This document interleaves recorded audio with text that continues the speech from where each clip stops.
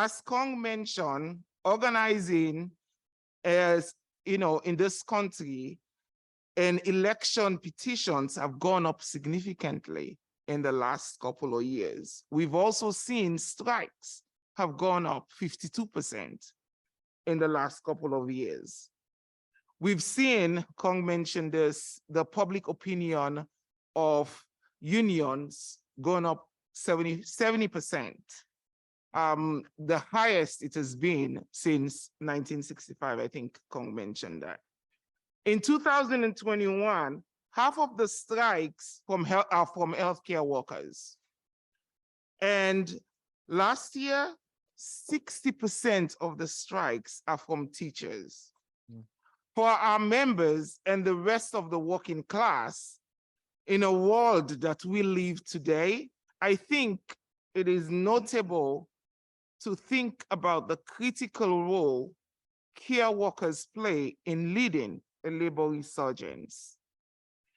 For our time here today, I am eager to think with all of you and of course our amazing panelists here about working people confrontation of inequity and oppression and how a resurgence in labor can lead to a serious shift in power. Power not only in the workplace, but power beyond the workplace. Thank you.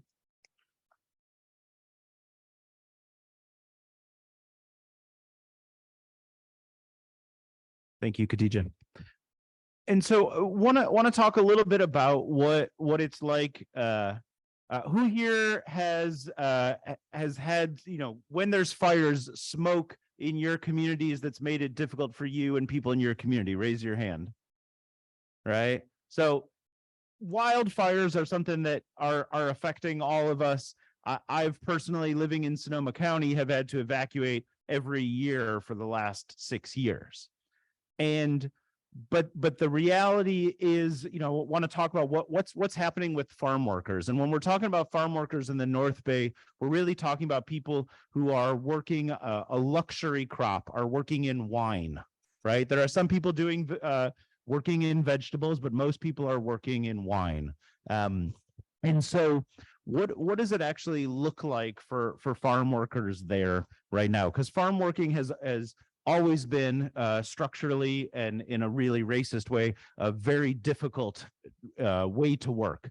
But in the last few years, it's become even more difficult around wildfires. And so as many of us are evacuating, farm workers are actually going the opposite direction into the vineyards to harvest these luxury crops, because the wildfire season is the same time as the grape harvest.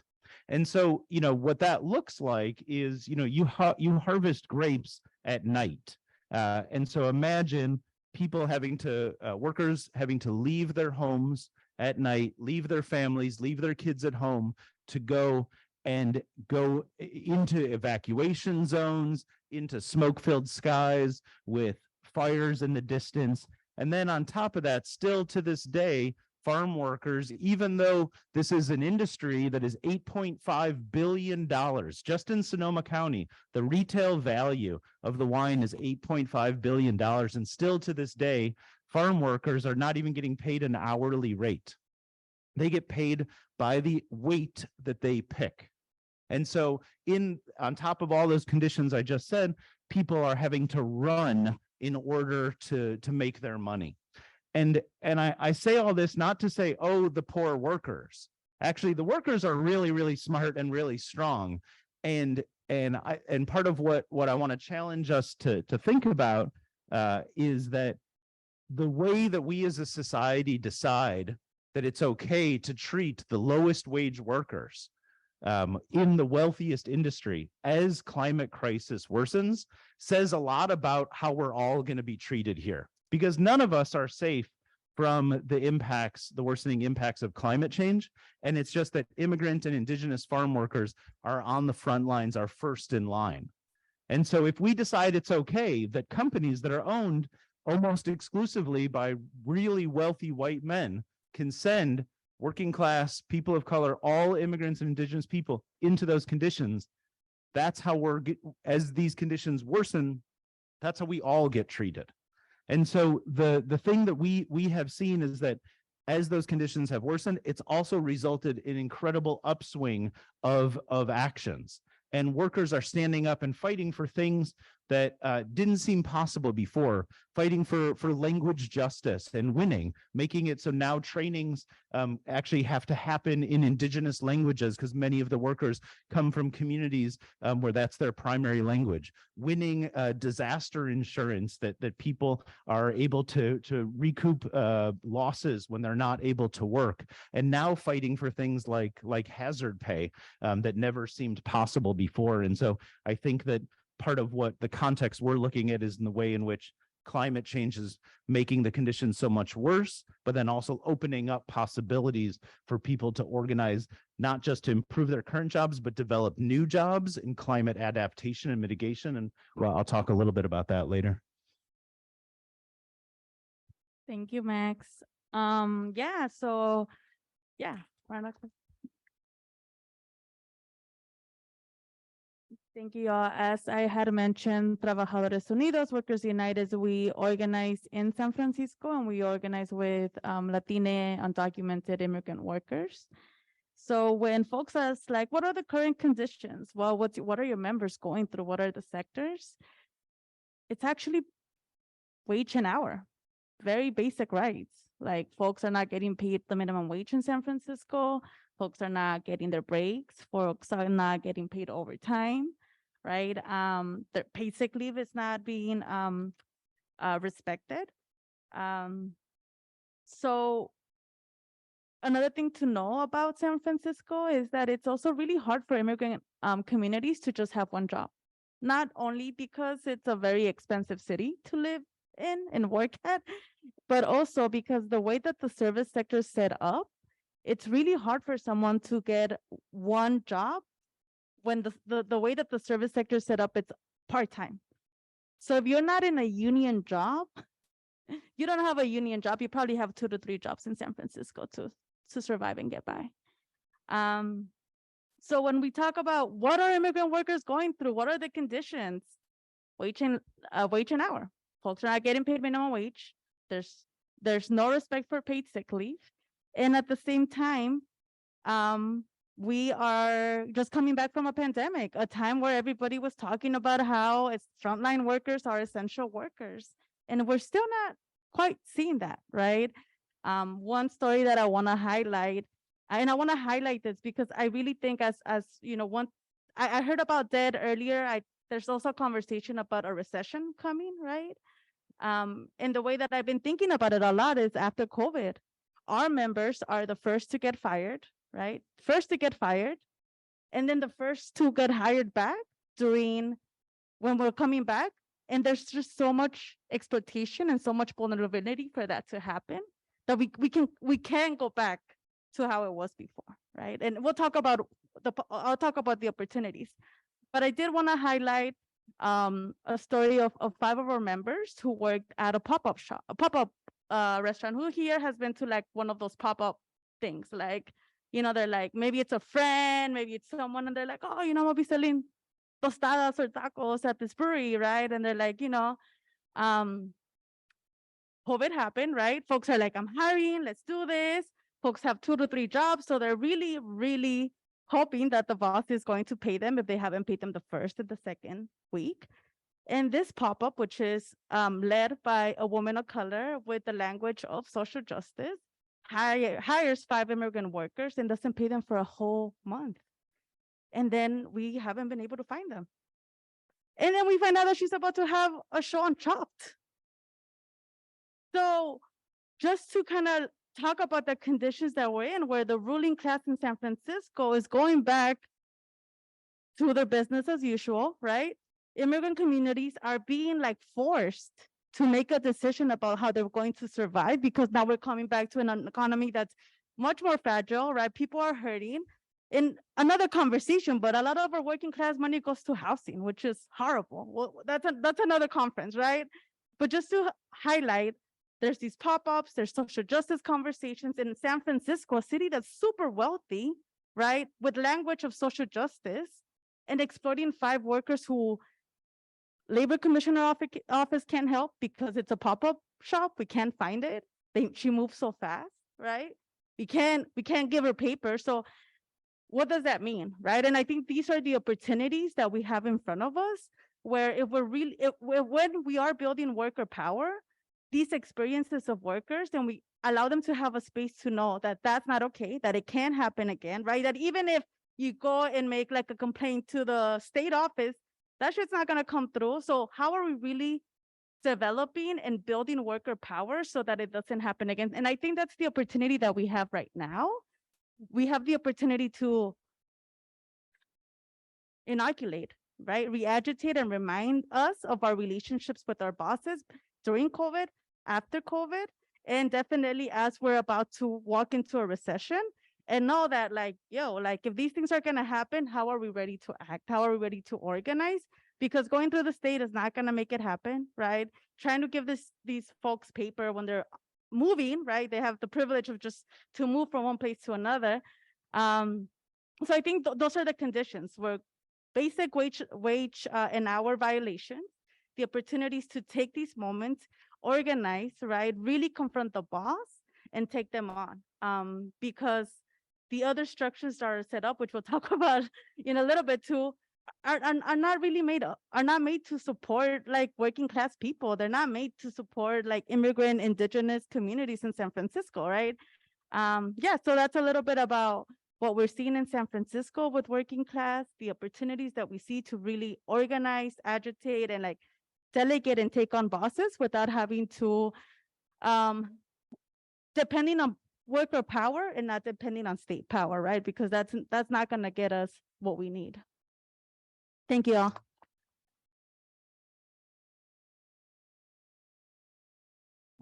Thank you all. I mean, Alejo, I feel like you also delivered that agitation, right? Like people not getting paid for a month. We're going to do something about that. People getting sent into evacuation zones. It's not okay. We're going to do something about that. And, Khadijah, I want to ask you, building off Alejo's question, what is the opportunity to organize? You talked about nurses with the ability to lead these strikes and the will to change these conditions. Where do you think people should direct their energy to organize? Well, can you all hear me? Okay. Well, like you said, it's organized, right? I'm just gonna say a little bit around organizing that's been happening around the country, and the resurgence of workers organizing, and the militancy we're seeing across the country, that has led to struggles like, by, workers at Amazon that are organizing. I think, Kung, you mentioned that earlier, and Starbucks that are organizing, that have caught national attention, and they deserve it because they're organizing, right? And, we see thousands and thousands of workers that are striking, and also workers that are bargaining in the care sector. So to, answer the question, what are the possibilities for organizing and for building working class power? I can say it as directly as possible, is that, our lives depend on seizing and creating every opportunity to build and wield power. I think that's important for all of you, for me to repeat that again. The opportunity to build and wield power. Despite the rise in organizing last year, union density fell the lowest on record. Only 1 in 10 American workers is in a union. While, in the 1950s, we see 3 in 10 Americans in a union.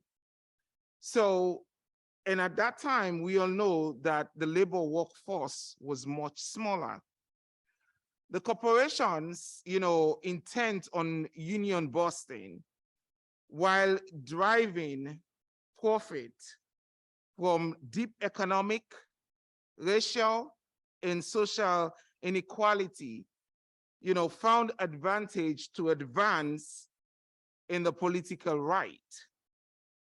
The Republican Party, controlled by their racist, xenophobic, sexist, anti-worker, anti-democratic MAGA right wing, has stacked the Superior Court, holds the House of Representatives. In half of this country, right-to-work laws impedes workers' ability to organize. We see that, workers are struggling to bargain and build or exact power. But today, we can celebrate the fact that workers in Michigan were able to repeal the right to work there. That's victory. Right to work laws go hand in hand with voter suppression, anti-abortion, anti-education, and anti-LGBTQI, anti-environmental legislation. And as we are all aware, as workers confront this right-wing authoritarianism here in the United States, it's not limited to the United States. Our brothers and sisters and siblings across the world are facing the same conditions. Nurses and many other workers find themselves working in profound and undemocratic workplaces and living in a profound undemocratic society. Anybody disagree? That's what I thought. And of course, the dangers and long-term harm caused by both fall disproportionately on who? The backs of women, gender non-conforming people, immigrants, and people of color. We all just heard what Alejo was saying here. Luckily, we have learned that it is possible to organize and to win even in those worrisome conditions.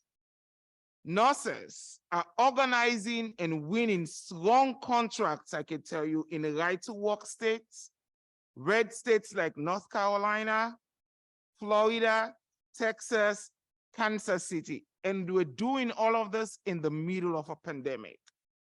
I was mentioning to Kung and Maxia and Alejo that, just recently, nurses organized in Wichita, Kansas, and in Lodi, right around, close to here, in Lodi in the Center Valley.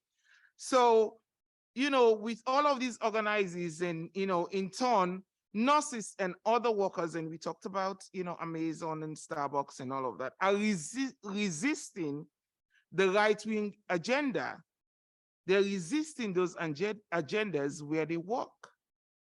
I can give an example of, the governor in Texas, Governor Greg Abbott, when he tried to unleash a vicious anti-trans directive that would have criminalized healthcare workers providing gender-affirming care to their patients.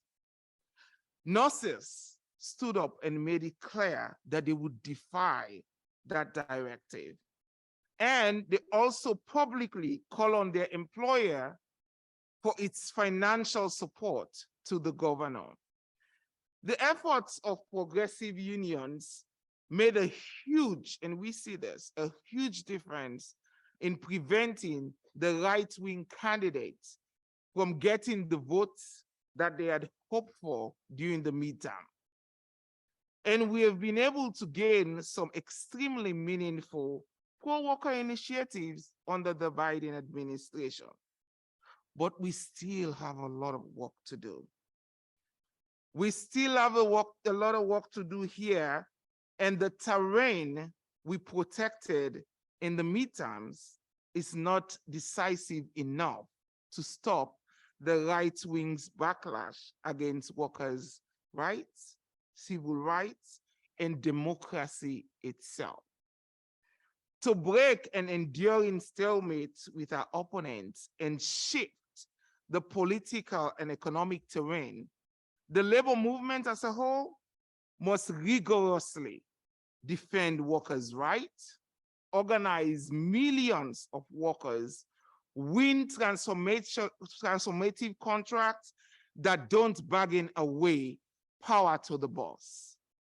We must fight for racial, gender, climate, and economic justice in alliance with social justice organizations and pro-labor progressives.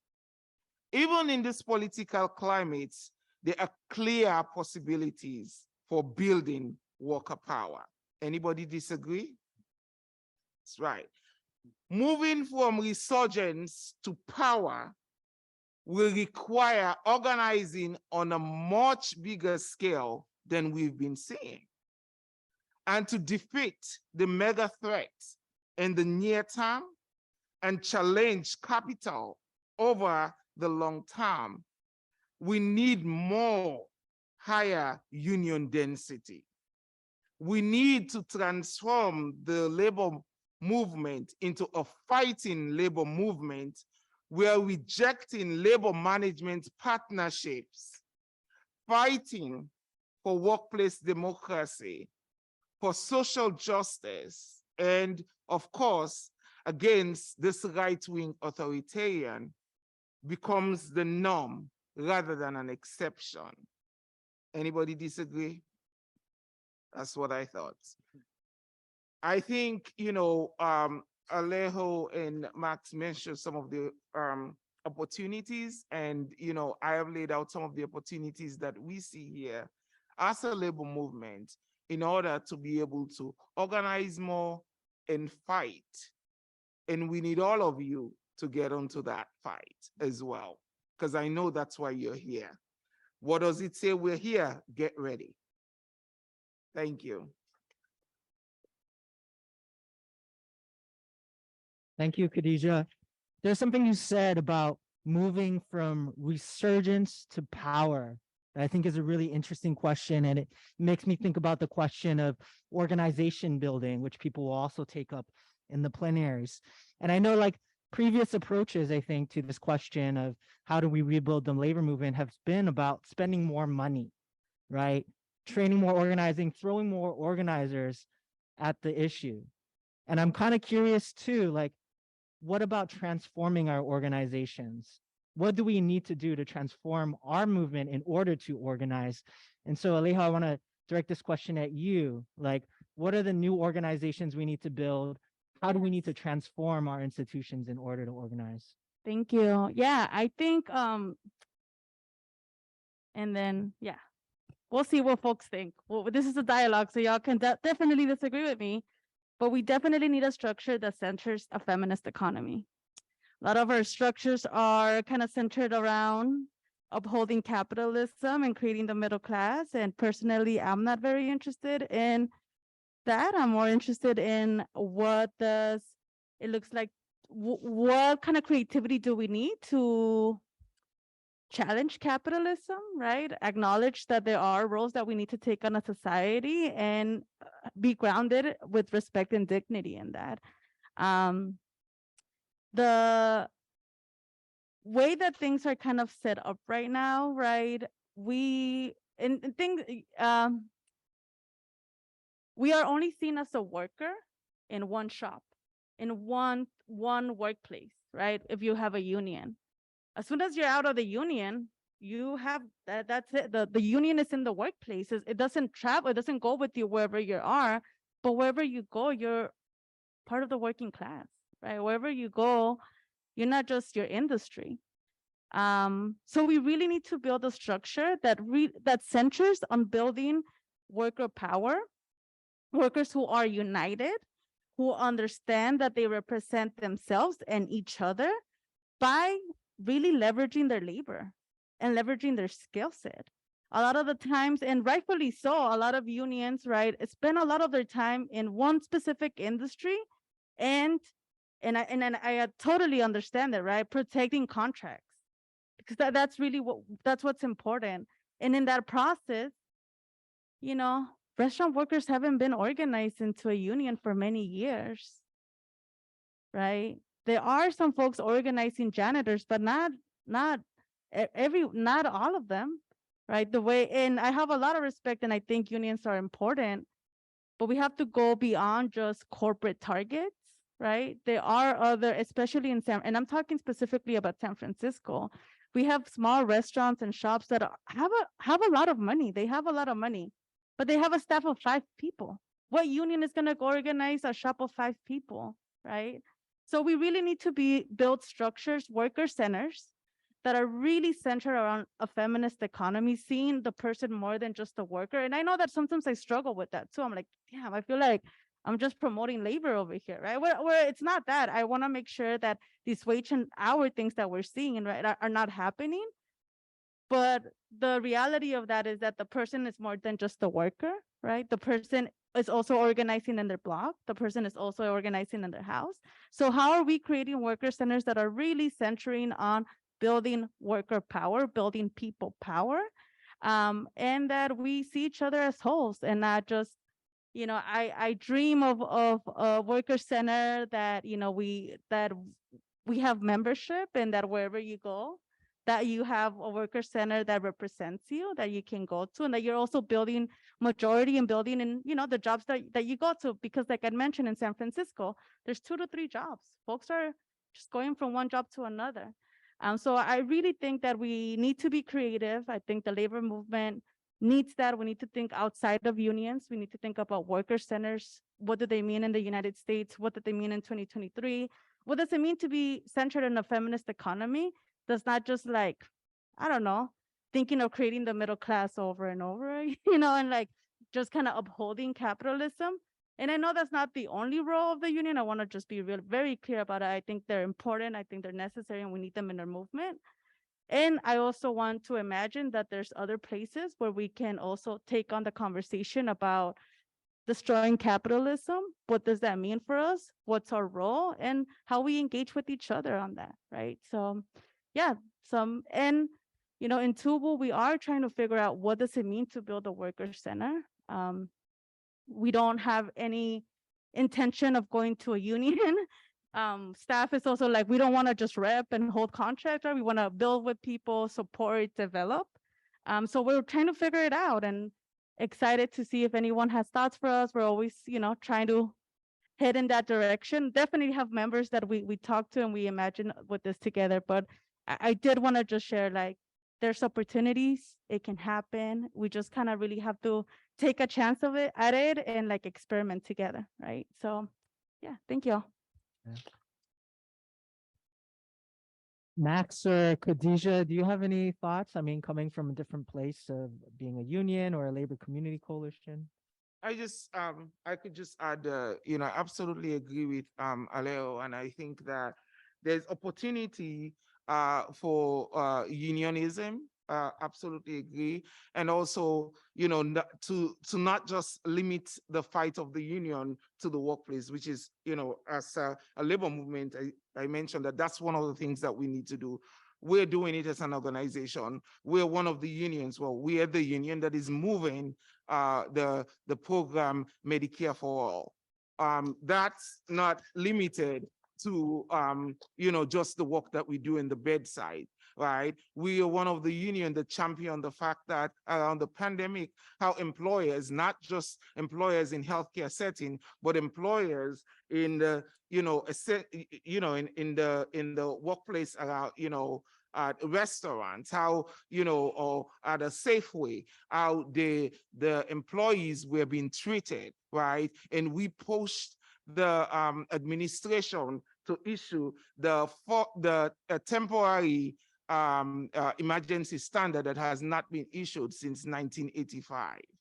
So there is definitely work for the labor movement and other organizations to come together and move the agenda that we are all talking about here today. So I just wanted to add that. And I'm sure Max has something else. Yeah, no, I appreciate what you both are saying, and I think just to speak from the experience of farm workers in California are basically at statistically 0% right now part of unions, right? There's a few out there, but basically where farmer workers are at in terms of organized power is where, as Khadijah was saying, the rest of the labor movement is going, right? And that's hard. I mean, I spent 10 years organizing with hotel workers and food service workers, and 10 years working with the people who clean and cook right here on all the campuses. And we won a lot, thousands and thousands of workers organized and won the union. But we do have to be real that I think there's a danger about sort of everyone patting ourselves on the back and saying, great, there's a resurgence happening. It's still actually decreasing worker power every single year. And we need to be honest about that. And it's not just to be afraid of it.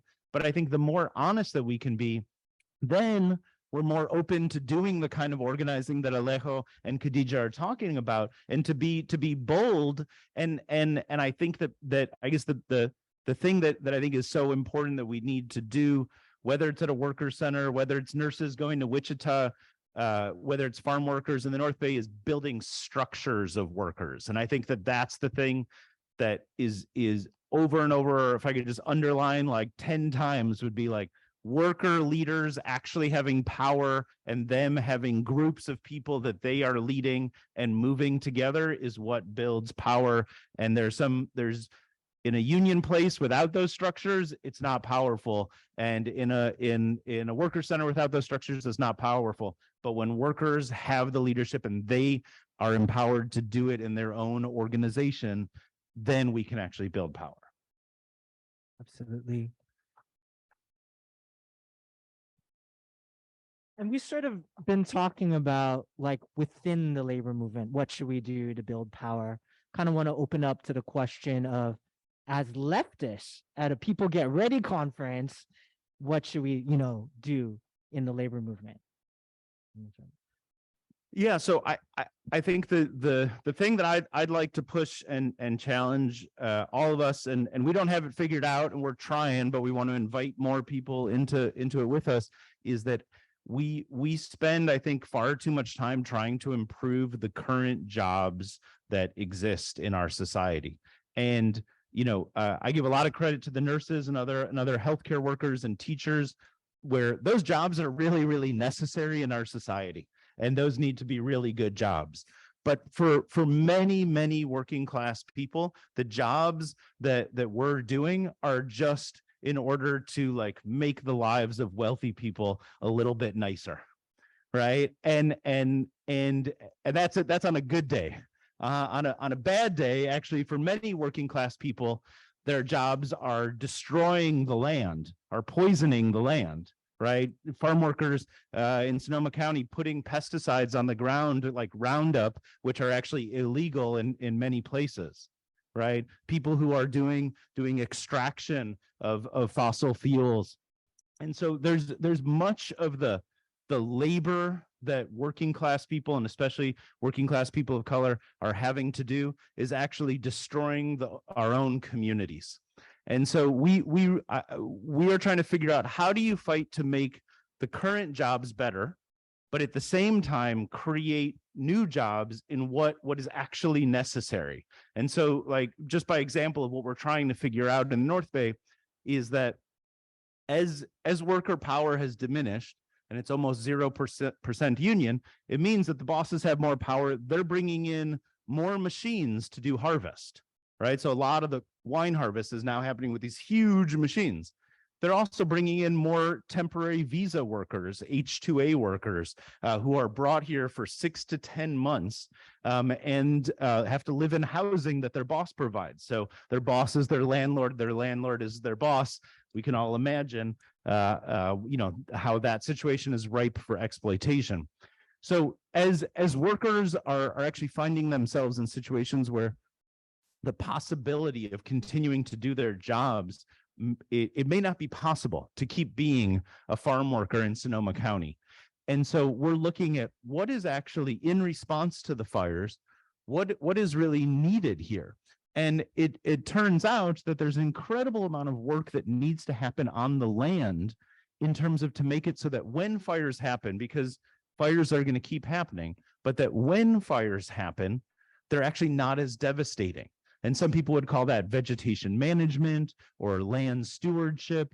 We really like to think about it in relationship to actually traditional ecological knowledge that workers have, because workers have been working on this land for many, many years and actually have incredible knowledge from their own experiences in their homelands of doing this kind of work that is actually healing the land and making it so that as climate catastrophes happen, they're not as devastating for the whole community. And so as we've been fighting the exploitation of workers in the vineyards, we're actually also creating work crews where workers are able to do these jobs, making family-sustaining wages, self-organizing in the work, and being able to do it based in deep respect and dignity for each other, their own labor, and their traditional ecological knowledge.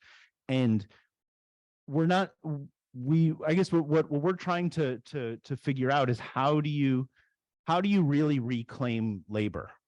And not just how do we get a little bit bigger piece of the pie, but how do we say that our labor as humans is the most valuable thing that we have? And we're not just gonna fucking give it to the boss to have it be so that we, do a little thing to make their lives a little better. We're actually gonna say, no, we're gonna take our labor and our collective labor to be able to make our own lives, our own communities better, because as climate change worsens and as more pandemics and other crises happen, the bosses are not going to be there for us. And they've shown it over and over and again. And so we have to figure out, yes, we need to organize the pop-up restaurants. Yes, we need to organize the Trader Joe's. Yes, we need to organize the hotel, the hospital in Wichita. And we need to create opportunities for working class people, people of color, immigrants, indigenous people to take our own labor and do the things that are necessary to respond to this crisis. And from our perspective, it's like, how do you do it and what's happening on the ground? And for us, that's wildfires. It's going to be different in every place, but that's the thing that we would like to invite folks into this question with us.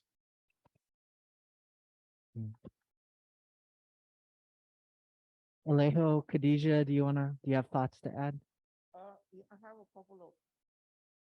Sorry, I have a couple of thoughts in thinking about this question, and what should we do as leftists in the labor movement. And I think that obviously we have to continue. I agree with everything you said, Max. I also want to just add a couple of things that, we need to advance our militant approach in terms of organizing, while also, bringing our energies to the broader movements to defeat fascism and advance social justice, which, is part of what my brother here was talking about.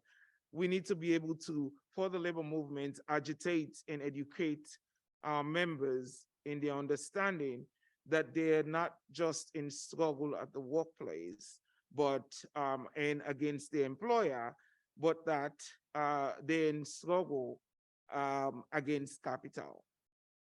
And to that end, and I think I mentioned this earlier, is that we need to educate more and agitate in the labor movement towards the rejection of labor management partnership. Labor management partnerships, are enticing, to workers' ability to the corporations, right, at the expense of their own identity, and also strengthening the employer and the prioritizing the employer's profits, which we all know it undermines the opposition against the exploitation that unions were developed to challenge. We know that the partnership approach has not created more union jobs in this country. And in fact, for us, nurses, it has proven to be detrimental to workers' safety and patient care. So the labor militancy, in my book, is not just a matter of principle or being holier than thou. It is about engaging our conditions at the scale and with force. It is about winning and winning in a way that deepens and broadens our power in the workplace and our power in society. I just wanted to add that. Yeah, can I add a few things? Yeah, mine are really quick. I think, I'm all about praxis, like what are we learning, how are we acting in it, let's get to it. So I really do think like folks, building worker power as working class people is also organizing our own workplaces from a grounding of building power. Sometimes it seems like it's happening outside, maybe not in our workplace, but sometimes it's also happening in our workplaces. I think definitely bringing in people to this types of conversations and political education, friends, family, just really, having these conversations. And I think the ideal one is becoming an organizer, right? Like really putting some intentional time of your life to be part of what's gonna really take to shift this, which is people on the ground, talking one-on-one, moving people, agitating. And if that's not possible, volunteering some intentional time, some very intentional time, right? Not just showing up for an hour or two, but being self-manageable, that you can go to a worker center, an organization, a union, and be like, yo, I can take on a project. You need fund, sometimes folks come to us and they want so much support, and I'm like, yo, we have 150 members. We want the support, but we also need folks to come leveled up and ready to take on tasks. And I think if you're in a union, right, become an active member of your union, right? You're already in, it really takes leadership to shift things, and it might, it takes time, but it takes time. So I think those are some things. And, I think as the left, also just standing in solidarity regionally. There's a lot of things happening regionally, and I think sometimes we get, carried away, or I see more posts about support than folks actually in person supporting the work, right? So standing in solidarity regionally with the fights that, will be coming up. Appreciate that. Khadijah, something you said about militancy really struck me. Really, what is militancy? Is it just these strikes? Is it just these actions? But something you said about militancy in the context of labor management partnerships, blow that up, right? Let's blow that up. Let's have a bigger framework for our work. And I think this goes back to what you were saying, Max, at least for me, and to borrow the elementary triangle of socialism from Chavez, right? We talk often, and maybe we'll get there around ownership of the means of production. Maybe we talk about how production can be organized for workers, but we talk very little and do very little about how production itself can be organized for social needs. And I think when we talk about the climate crisis that you're talking about, that we're facing into, we really do have to reorganize our economy and build something, like you said, Alejo, around a feminist economy. So I really appreciate the insights. We have some time for Q&A, and then I'm going to come back to you all to wrap us up. Did you have question cards, or you have a mic we can pass around? Yeah.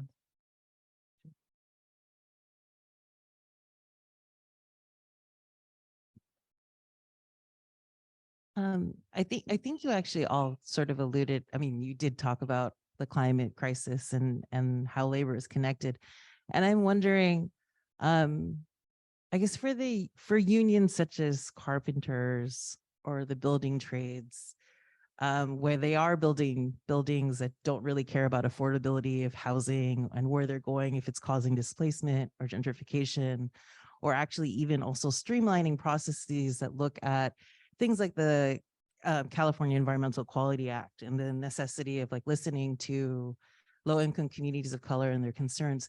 If you're working on the other side, like say you're doing environmental justice, how do you work with those unions? Like, how do you move that?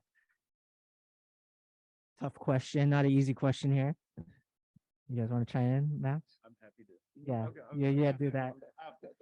Yeah, so I mean, I think so. In Jobs with Justice, we believe that in solidarity, and it means I think solidarity means figuring out how to work with everyone. It also means how to have hard conversations with everybody, and I think that we need to be honest about ways in which the structures of the building trades have real histories and current situations that are deeply entwined with racism. I come from, part of my family is a carpenter's family where my grandfather was a carpenter. Many of my uncles were carpenters, and the way that moves through in terms of race and gender. And I think that acknowledging that and talking about that is not easy with a bunch of the building trades guys, but that's some of the conversations that we're trying to have. And I think that it also it's important that we figure out ways to build real relationships where people actually know each other, because I think one of the things that bosses and developers like to do is they want to keep us separate, right? And the more that we can create spaces where white guys from the building trades are having real conversations and listening to communities of color, frontline communities, about what's going on in terms of climate crisis, in terms of housing crisis, it doesn't mean that everyone's going to be in it all together right away, but it does mean that starts to look at what are the ways in which we actually have real things in common. And then I think we need to demonstrate that it is possible to actually have good jobs in construction for everybody that do benefit all of us in terms of affordability and in terms of responding to climate crisis. I think we need more examples that we can point to and say this really does work. Let's take another question too. Yeah. I saw a person here, right here in the aisle. Hi. So I think in each of the industries that you guys seem to work with, at least from my kind of naive understanding, there could be a concentration of undocumented workers within them. And I was wondering what kind of challenges that presented to unionization.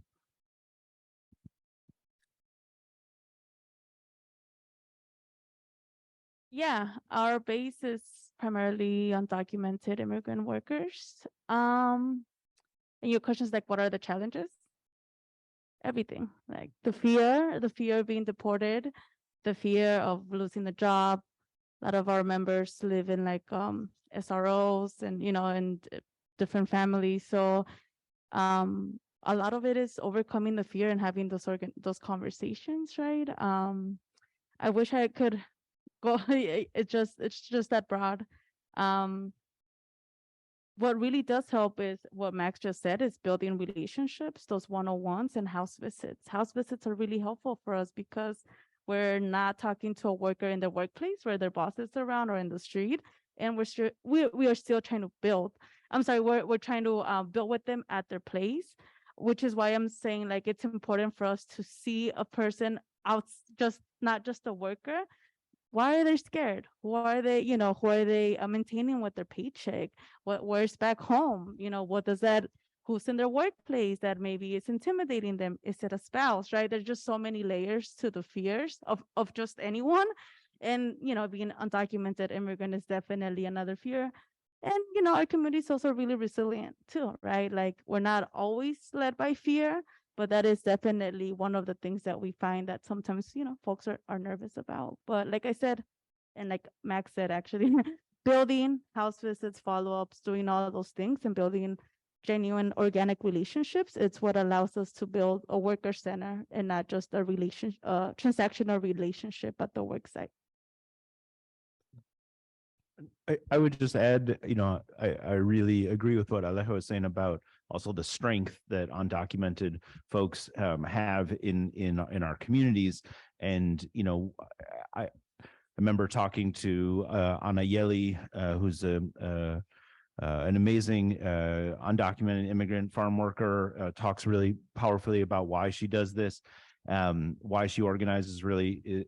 And I asked her, she's from an indigenous community in Oaxaca that speaks Mixteco. And I asked her, what's a thing that you've done that's really hard, and why do you continue to fight? And she talked about crossing the desert with her daughter and only having a cell phone, where the person who was, they had paid to be able to figure out how to get across was telling them instructions on the phone, and they're walking through the desert alone. And she started to worry that she wasn't going to be able to make it. And she looked down at her daughter, and her daughter said, like, we can do this. And from her perspective, Anna Yeli was like, well, if I can get through that, like, I can take on these bosses. Right. And I just share that because, like, Anna Yeli talks about it powerfully. And it's a reminder that for folks who, if I live in this country and I have documents, like, we need to be there to back up undocumented people who have done incredibly hard things,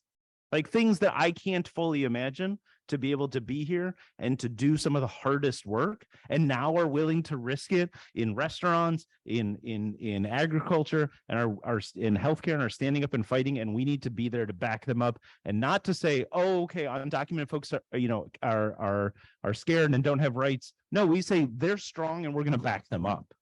And I think that is one of the most important things. And a good example of something you can support right now is, the farm workers and other workers who, when there's climate crisis and don't get paid, right? Even though the bosses, when they lose their crop, they get immense amounts of public dollars. Just in Sonoma County, they got $63 million in 2020 in crop insurance. Workers got zero because people are undocumented. But right now there's a proposal called Safety Net for All that I would, big shout out to Alejo and folks who are working on that. But that is a small step in terms of making it so that undocumented people are able to recover some of those losses during, whether it's pandemic, whether it's climate crisis, whether it's upcoming recession. And that's something that we should all do to be backing up undocumented workers, is supporting Safety Net for All.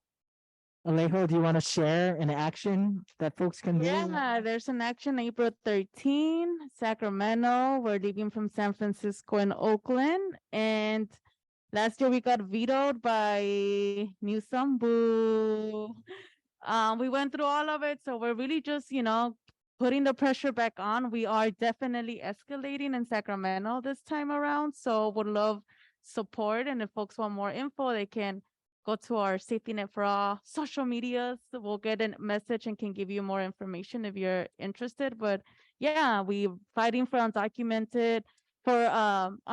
benefits for undocumented immigrants in California. And we just need that Newsom signature. Went through everything else, so it's really about holding people in power accountable to the needs of the community, the workers, and, with all the storms happening, Newsom keeps wanting to do these 1,500 one-time like disaster relief programs, and farm workers also in like Fresno, right, are saying that's not enough. That this is not sustainable. It's not thinking about the economy. Anyway, Safety Net for All, April 13. If folks are available, we'll love to see everyone in Sacramento as we are escalating our campaign this year. I saw a person in a blue jacket, and I think, yeah. Right there? Great. We've got time for like 2 more questions. Sure.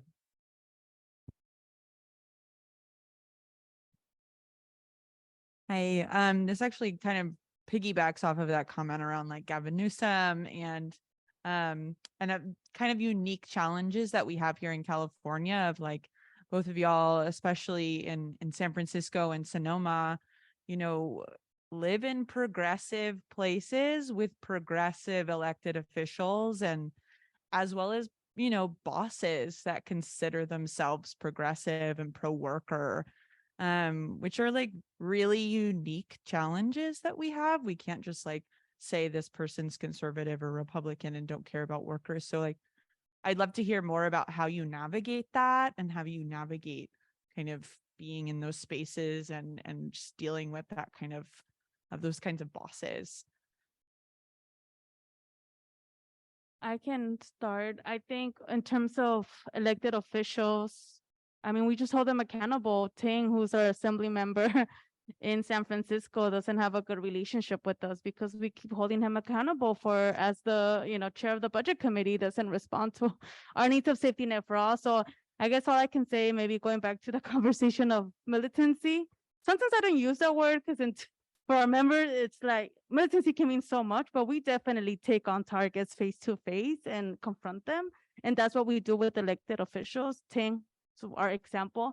I think in terms of employers, that voodoo love story that I just shared with you, we're actually about to engage with a Black employer whose all her language is around social justice in her pop-up, and stole from 5 workers for a whole month, right? So we're about to start that fight. We know it's going to be messy. We know that identity politics are going to be called out, and we're ready to engage in that too, because we're not going to be bullied by employers or bosses of color who are oppressing our own community. So we're engaging with that in a bigger scale. In the past, we've really just taken them on face to face. Also, I want to give a shout out to Medium, who's our organizer at Tubu, and CN has taken on bosses too. But in San Francisco, they're bosses of color. We take them on, we confront them. Either and usually they respond to our pressure. We want Medium. We want delegations. We want money back. But this new fight, because of its nature of this employer being on Chopped on Netflix, we're trying to expand that soon, hopefully, and we'll engage in what the battle of identity politics in the working class community looks like. So we're gonna experiment, hoping y'all can follow us on Instagram and just kind of repost some of our things and support us as we engage in what we're assuming could be a tough fight of accountability of employers of color around, again, language of social justice, and like you said, very progressive and all that, right? So yeah, I guess we'll report back on that. But other workers of color, we just take them on either way. This one's just a little harder because it's a pop-up and it's just ghost, right? Like she hides from us. So yeah. Maybe 2 more questions. So If can I respond to that if we have time or no? maybe Khadijah first.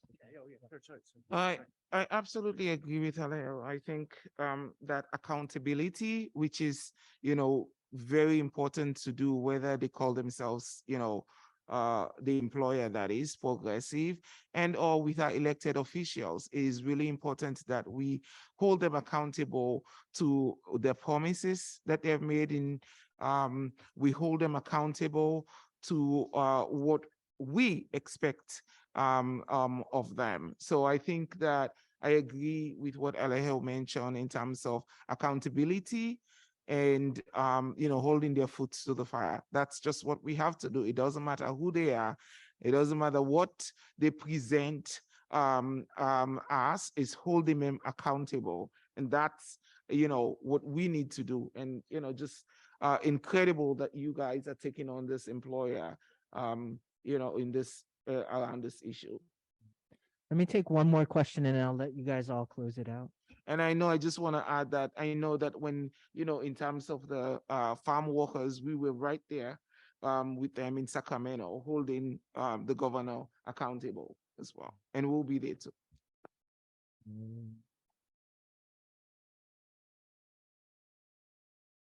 Did I see another hand? Well, I did see you before, so.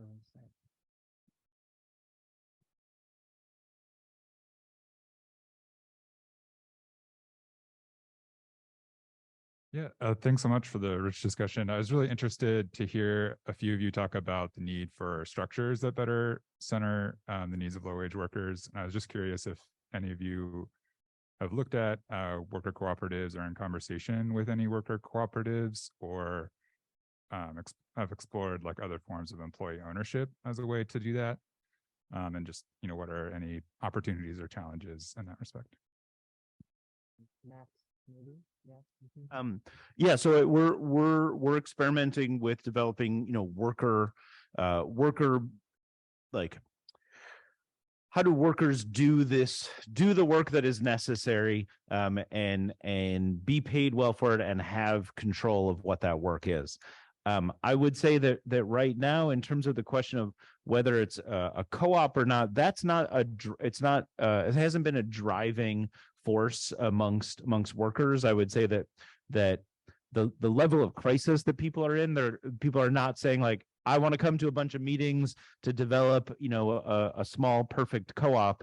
People are saying, okay, we need to do this work because we need to get paid to pay our rent, and we're also still having to do a bunch of other work to make that happen.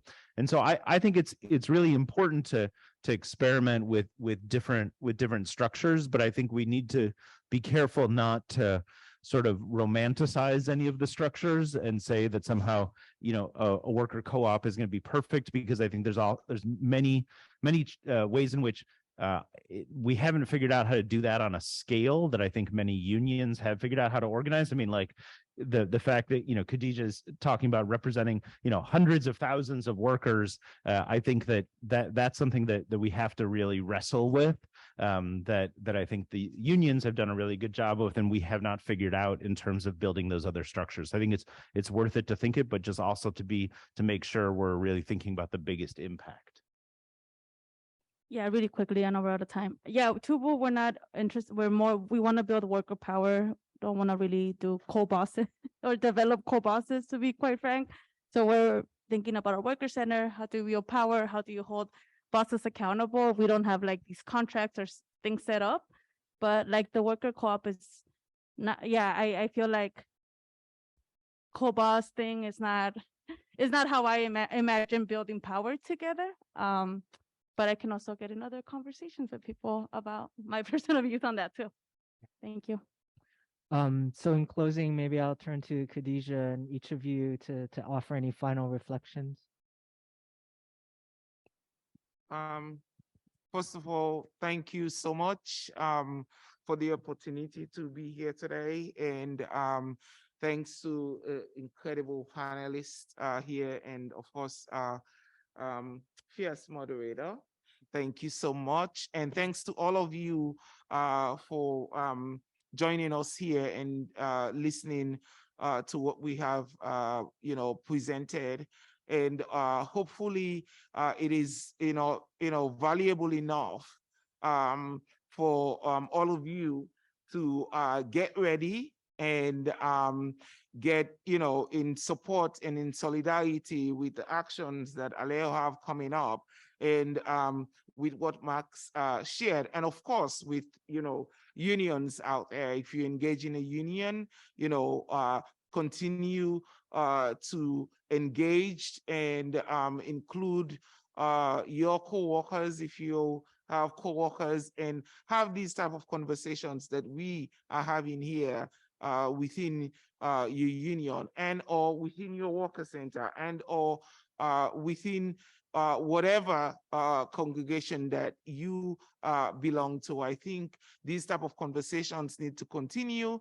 Like I said, in order for us to be able to, long term, take on capital, we have to do some of it. We have to organize, we have to stay militant, we have to stay vigilant, we have to be in solidarity, and we have to remain steadfast. And I think that if we continue to have these types of conversations, we continue to have this type of discussion, we will get there.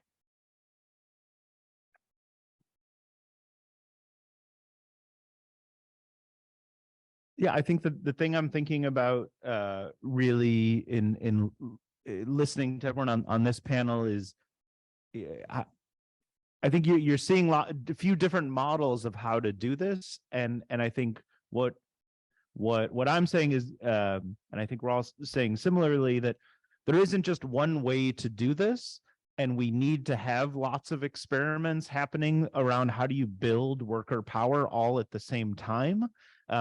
And whatever you're going to work on, really go deep on building the relationships and worker structures, because campaigns come and go, and we win more than we lose. But that you know, the campaigns are only vehicles to be able to actually be in this relationships, in struggle together, and that we need to make sure that the measure of a successful campaign is how many organizers come out of that, how many people learn how to do this and then can build structures of their coworkers, of their neighbors, of their friends, because we're going to need that as economic crisis and climate crisis worsen.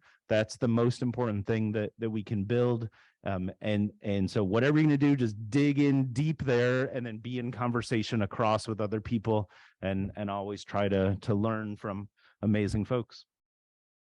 I know we're out of time, but yeah, I agree with everything Max said. I want to highlight campaigns come and go, right? On membership stays. So yeah, if you're an organization, let's build that membership up, right? If you're wherever you're at, who are we talking about building worker class power? So thank you all for being here today. And one final thing is, I want to invite you into this conversation about building working class power. So as you head out to lunch, maybe connect with somebody you don't know here, take that opportunity and say aloud to yourself, what's one way that you want to build working class power coming out of this conversation. So thank you all.